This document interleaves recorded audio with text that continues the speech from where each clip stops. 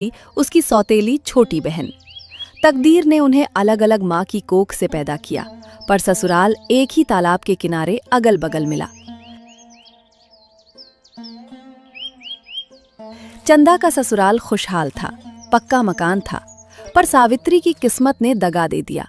उसका पति भीखू जुआरी और शराबी निकला, जिससे उसकी दुनिया मिट्टी की इस कच्ची झोपड़ी में सिमट गई।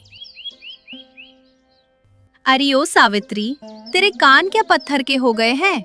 कितनी बार गला फाड़ कर कहा है कि अपने इन चीथड़ों का गंदा पानी मेरी मेर की तरफ मत बहाया कर। देख, तेरे इस दरिद्र घर की गंदगी मेरे पवित्र आंगन की मिट्टी को अपवित्र कर रही है। आखिर तू और तेरी माँ कभी बाज नहीं आओगे? उसने मेरे बापू की जिंदगी नर्क बनाई और अब तू यहाँ मेरे ससुराल में मेरी आंखों में कांटे की तरह चुभने आ गई। दीदी, सुबह का सूरज अभी ठीक से उगा भी नहीं और आपने जहर उगलना शुरू कर दिया। मैंने तो पानी नाली की तरफ ही मोड़ा था, पर ये जमीन ढलान वाली है, थोड़ा पानी इधर आ गया तो इसमें मेरा क्या दोष? माँ को मरे जमाना बीत गया, बापू भी चले गए, अब तो हम दोनों ही एक दूसरे का आखिरी सहारा बचे हैं। आप क्यों हर पल मुझे नीचा दिखाती हैं? क्या आपको अपनी इस छोटी बहन की फटी साड़ी और ये सूखी रोटियां देखकर जरा भी तरस नहीं आता? तरस? और वो भी तुझ पर?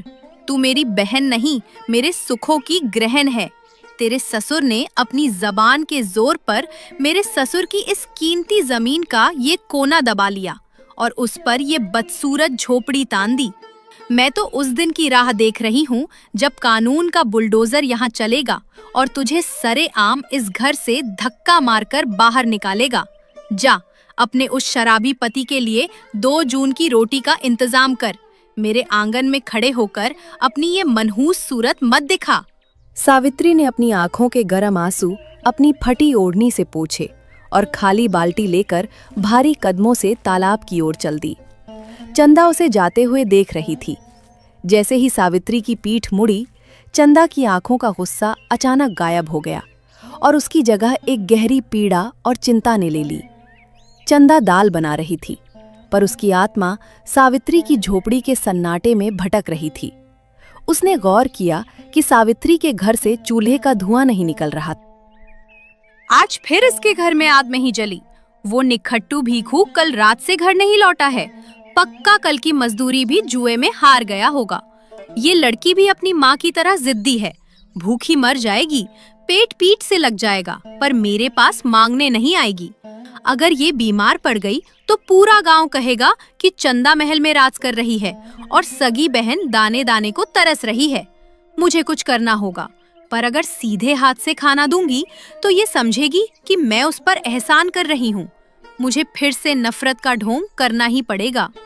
चंदा ने जल्दी जल्दी चूल्हे से 2 मोटी रोटियां उतारी, उन पर ढेर सारा घी लगाया और कल की बची हुई साग को एक पीतल की बड़ी कटोरी में भरकर उसे एक पुरानी पोटली में कसकर बांध लिया। अरियो करमुही, ये देख, कल रात का बासी खाना बच गया था। मेरे घर के पालतू कुत्ते भी इसकी तरफ मुंह नहीं कर रहे थे। सोचा कचरे में फेंकने से अच्छा है कि तेरे जैसे भिखारियों के मुंह में डाल दूं। इसे उठा और चुपचाप निगल लेना। और खबरदार, जो गांव में किसी से कहा कि चंदा ने तुझे खैरात दी है, ये ले अपना पेट भर और मेरी आंखों के सामने से हट। चंदा ने पोटली सावित्री के पैरों के पास कीचड़ से बचाकर फेंक दी।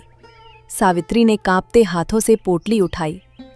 जैसे ही उसने गांठ खोली, रोटियों की सौंधी खुशबू और साग की गर्माहट उसके चेहरे तक पहुंची। दीदी, आप दुनिया को धोखा दे सकती है, पर मुझे नहीं। रोटियां तो अभी भी गर्म हैं, जैसे अभी चूल्हे से उतारी हों। आप झूठ बोलना कब छोड़ेंगी? मुझे पता है, आपने ये मेरे लिए ताज़ा बनाई है। आप ऊपर से कितनी भी कड़वी बने, पर मैं जानती हूँ आपकी ममता मरी नहीं है। आप बापू की कसम खाकर कहिए कि ये रोटियां बासी है। ज्यादा अपनी अक्ल मत दौड़ा सावित्री। ये तो चूल्हे की गर्माहट है जो कपड़े में बंधने की वजह से रुकी हुई है।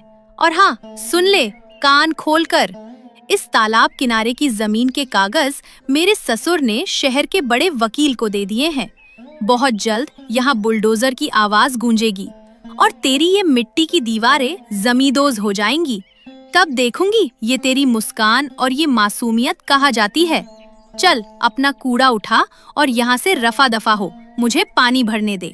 सावित्री ने अपनी दीदी को दुखी मन से देखने लगी और अपनी पोटली सीने से लगाकर चली गई।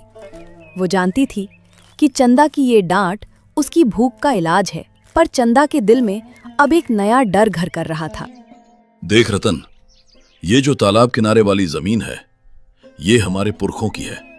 अगर ये टुकड़ा हमें वापस मिल जाए तो हम यहाँ मछली पालन का बड़ा कारोबार शुरू करेंगे।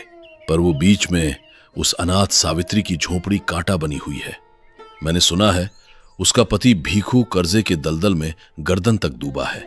क्यों ना हम उसे थोड़े पैसों का लालच दें और उससे अंगूठा लगवा लें। अगर वो नहीं माना तो जबरदस्ती कब्जा करने में हमें देर नहीं लगेगी। पिताजी, वो चंदा की सौतेली बहन है। गांव के लोग हमें जालिम कहेंगे। अनाथ लड़कियों की बद्दुआ लेना ठीक नहीं। चंदा को जब पता चलेगा तो शायद वो ये बर्दाश्त ना कर पाए। चंदा? अरे वो तो खुद उस लड़की की जान की दुश्मन बनी रहती है। तूने देखा नहीं कैसे दिन रात उसे कोसती है। वो तो खुश होगी अगर सावित्री यहां से बेघर हो जाए। तू बस शहर जाकर वकील से लिखा पढ़ी करवा, बाकी काम मैं संभाल लूंगा। चंदा दीवार की ओट में खड़ी ये सब सुन रही थी। उसके हाथ कांपने लगे और माथे पर पसीना आ गया। उसने कभी सपने में भी नहीं सोचा था कि उसका अपना ससुराल उसकी बहन को मिटाने की साजिश रचेगा। मौसम ने अचानक करवट ली। चंदा को पता था कि सावित्री की झोपड़ी की छत की घास सड़ चुकी है और दीवारें पहली तेज बारिश में ढह सकती हैं। हे छठी मैया, आज रात अगर जोर की बारिश हुई तो वो कच्ची कोठरी सावित्री की कब्र बन जाएगी। ऊपर से ससुर जी की ये गंदी साजिश, मुझे उसे सचेत करना होगा। पर मैं उसे कैसे बताऊं? अगर मैंने नरमी दिखाई तो ससुर जी को मुझ पर शक हो जाएगा और वो हम दोनों को बर्बाद कर देंगे। कुछ समय बाद चंदा ने एक कागज में कुछ लिखा और जाके चुपचाप सावित्री के आंगन में रखाई।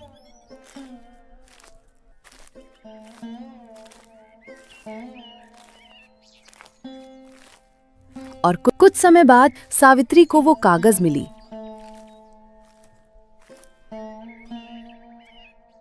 जिसमें लिखा था, आज रात घर से बाहर मत निकलना, तालाब का पानी बढ़ रहा है। अपने गहने और जरूरी चीजें पोटली में बांध लो। कुछ समय बाद जोरों की बारिश हुई। बारिश इतनी भयानक थी कि हाथ को हाथ सुझाई नहीं दे रहा था। सावित्री अपनी झोपड़ी में अकेली थी। उसका पति भीखू फिर से गायब था। अचानक उसकी झोपड़ी की एक पुरानी दीवार से मिट्टी खिसकने लगी। हे भगवान, आज मुझे बचा लो। दीदी का पक्का घर सामने है, पर मैं वहां जाने की हिम्मत कैसे करूं? उन्होंने तो कहा था कि अगर मैंने उनके आंगन में कदम रखा तो वो मेरा सिर फोड़ देंगी। पर यहाँ रही तो ये छत मुझ पर ही गिर जाएगी। दीदी, ओ चंदा दीदी, क्या सच में आप अपनी छोटी बहन को आज मरते हुए देखोगी? तभी बारिश के शोर को चीरती हुई एक आवाज आई।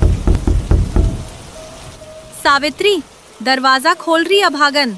क्या आज यही समाधि लेने का इरादा है? देख, तालाब का पानी तेरे आंगन की मेर पार कर चुका है। जल्दी बाहर निकल और मेरे साथ चल। जल्दी कर, वरना ये मिट्टी का ढेर तेरी कब्र बन जाएगा और मैं पुलिस को क्या जवाब दूंगी। सावित्री ने जैसे ही दरवाजा खोला, वो चंदा को देखकर फूट फूट कर रोने लगी। चंदा ने उसे जोर से झिड़का। अब ये नाटक बंद कर और मेरे पीछे चुपचाप चल। और देख, जबान बंद रखना। ससुर जी को पता नहीं चलना चाहिए कि तू मेरे घर के अंदर है। तुझे पिछवाड़े वाले अंधेरे कमरे में छुपना होगा। कल सुबह जो होगा देखा जाएगा। चल भाग अब।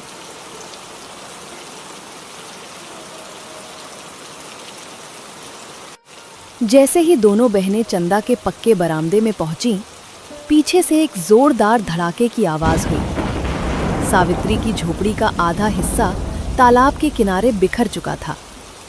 चंदा ने उसे अंदर बिठाया और एक सूखा कपड़ा और गर्म दूध का गिलास थमाया। रात भर की मूसलाधार बारिश अब थम चुकी थी, पर तालाब का पानी अभी भी उफान पर था। चंदा के पक्के घर के एक अंधेरे कमरे